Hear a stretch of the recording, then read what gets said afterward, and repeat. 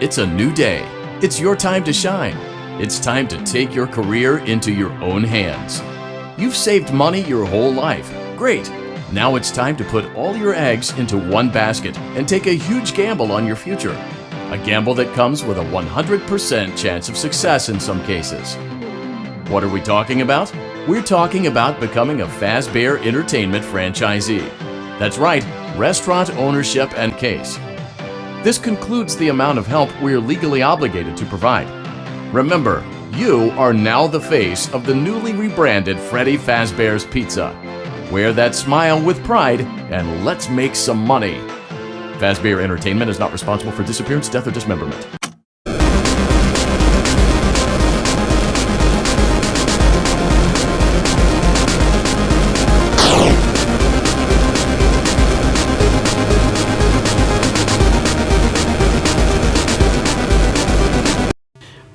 Well, it's Halloween, and it's time for this year's big horror game review. However, this one's going to be more of a lore of the game instead of a review, as we delve into the complete lore of Five Nights at Freddy's. Before we get into that, let's talk about how this came to be and who created it. Five Nights at Freddy's creator is Scott Cawthon. However, FNAF wasn't the first game he created. He's been creating games since he was a kid. However, the one game that got him on the map was a little game called Chipper and Sons Lumber Co. A cute little game where you play as a beaver. However, it has a few creepy moments in the game. So it is said that after some people said that it had creepy moments, he decided to actually create a creepy horror game, and thus the Five Nights at Freddy's was created. However, we need to talk about one of the rumors surrounding the game itself, and that is the rumor that people are thinking is based on a game that's something that happened in the real world at a Chuck E. Cheese. The story goes like this. Back in 1993, Nathan Dunlap brings a gun to the location in Colorado and shoots and kills 4 employees and injures a 5th one. What was his reasoning for this? Well, he was fired. After fleeing with some cash and some items, he was later caught and sentenced to 4 counts of first-degree murder and 1 count of attempted murder. He was later sentenced to death by lethal injection on May 17, 1996. However, it was communicated to life without parole since Colorado had abolished the death penalty. So does Scott Cawthon base FNAF on this event? Well, the answer is yes. And once we get into the lore of the franchise, you can see how they are very similar. So let's begin. Back in the 70s, 2 friends who were geniuses, William Afton and Henry Emily, became business partners and formed Fazbear Entertainment. And with that, they opened Fredbear's Family Diner, a pizza place that served the kids' parties so they could cash in on it. However, they also created 2 animatronic characters, Fredbear and Spring Bonnie. What made these 2 unique was the way they were created. You see, William and Henry invented something called the Spring Lock suit that could serve 2 purposes. One was the way staff could wear it as a costume, and the other was when no one was on it, they could put it on stage as an animatronic. However, it had one fatal flaw, and that was if any kind of moisture got into them, the suit would lock up, and anyone inside the suit would be impaled and crushed to death when the springs would lock up. However, William Afton had a bit of a dark side, and went a bit nuts, which brings us to the first tragic event, the missing children incident. One day at Fredbear's, there was a birthday party that 5 children was part of it, and then all of a sudden they went missing. The truth was that William put on the Spring Bonnie suit, lured the 5 kids to a room, and murdered them one by one, stuffing their corpses into spare suits.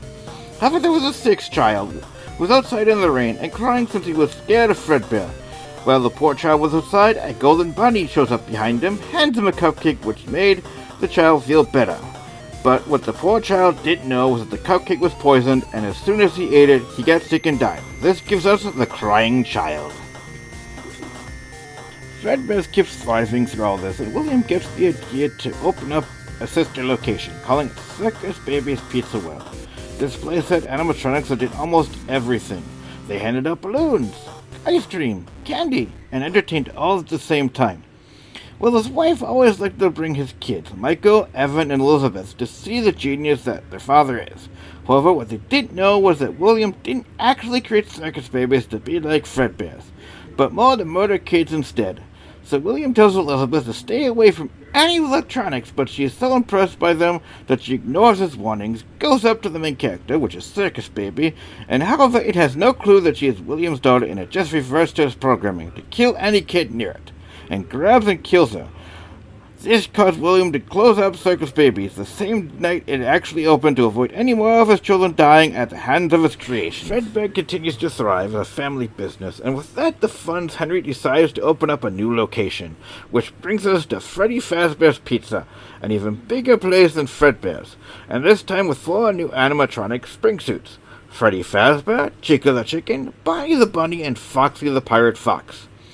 This business takes off and makes the 2 business partners even more cash. However, William was not done with his child-killing ways, and went to do the same thing he did at Fredbear's. He lured 5 more kids to the back of the restaurant and killed them and stuffed their bodies in their suits, which gives us another missing child incident. Again, due to lack of evidence, William was found not guilty, but it put Freddy's into lockdown until the investigation was over. Meanwhile, William's youngest son, Evan, kept on sneaking to Fredbear's on his own, even after William told him not to. So to try to stop this, he put Evan in a simulation to scare him away from Fredbear's once and for all, and he enlisted the help of his oldest son, Michael. However, Michael, being a teenager, likes to pull pranks on Evan all the time, so he kept on scaring him until one day on Evan's birthday, as a joke, Michael and a few of his buddies took him to Fredbear's. But they again took it too far, and put Evan's head into the mouth of Fredbear animatronic, and Evan's tears caused the animatronic to malfunction and bite down on Evan's head, thus putting him in a coma, and then he dies after that. This was the bite of 83. This caused the eventual closure of Fredbear's, and after losing 2 children to his creations, he soon delved into madness and soon left Fazbear Entertainment. This left poor Henry to try to fix the issues with everything, and since he was not the creator of the Springlock suits, he hired a whole new team to try to fix the things. He also scrapped the old animatronics and created a whole new type called toy animatronics as well. He created a whole new character called Balloon Boy. Each of them had an extra feature that they all had facial recognition on them for the main purpose of finding William and keeping him from coming in, and he created a special animatronic, the Puppet, whose purpose was to protect Henry's daughter, Charlie. William was not himself anymore, and after the death of Evan, he went back to the old location to destroy everything, but upon doing so, he heard of Henry's new location and went to go see it. However, security noticed his arrival and stopped him from entering. Henry came out and told him he had to leave since he knew that William was the reason for all the other locations closing down and the missing children. This angered William even more, and it was one rainy night that he exacted his revenge outside Freddy's Jr.'s. Knowing that Puppet always came out from a box, he waited till it was held closed by a careless kid who put a present on it, and then lured Charlie, Henry's daughter, to a dark alley, killed her. Sensing that something was wrong, Puppet breaks free from his box and heads over to see what is going on, where he finds Charlie dead and stays there, but due to the rain, Puppet breaks down right next to her in the alley. However, her spirit lived on as her soul was soon inside the puppet. Charlie, inside Puppet, decides to reanimate the souls of the kids William entered before. However, instead of reanimating the original animatronics, they took over the toy ones. During the day, customers never noticed it since they acted like normal animatronics. However, at night is when they sought to kill William for killing them, and to see if he was around. They would make their way to the office to see if William was there. However, during the day, unruly kids would constantly rip up Mango, and soon Mango was not having it, and decided to bite the kid, tearing him up, thus causing the bite of 87. This caused Henry to scrap the toy animatronics except for the puppet.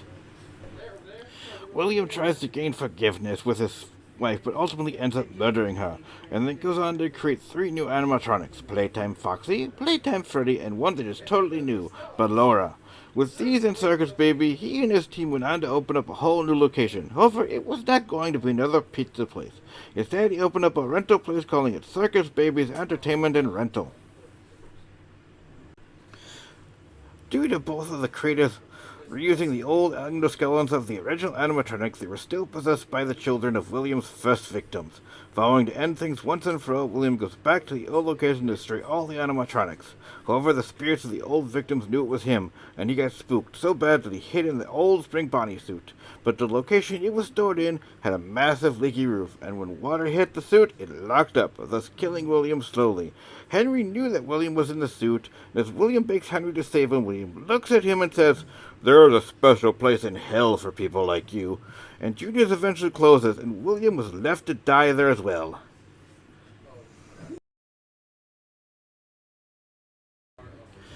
After William's disappearance, Michael Afton decides to get a job at his dad's company, where he can get up close and personal with the animatronics.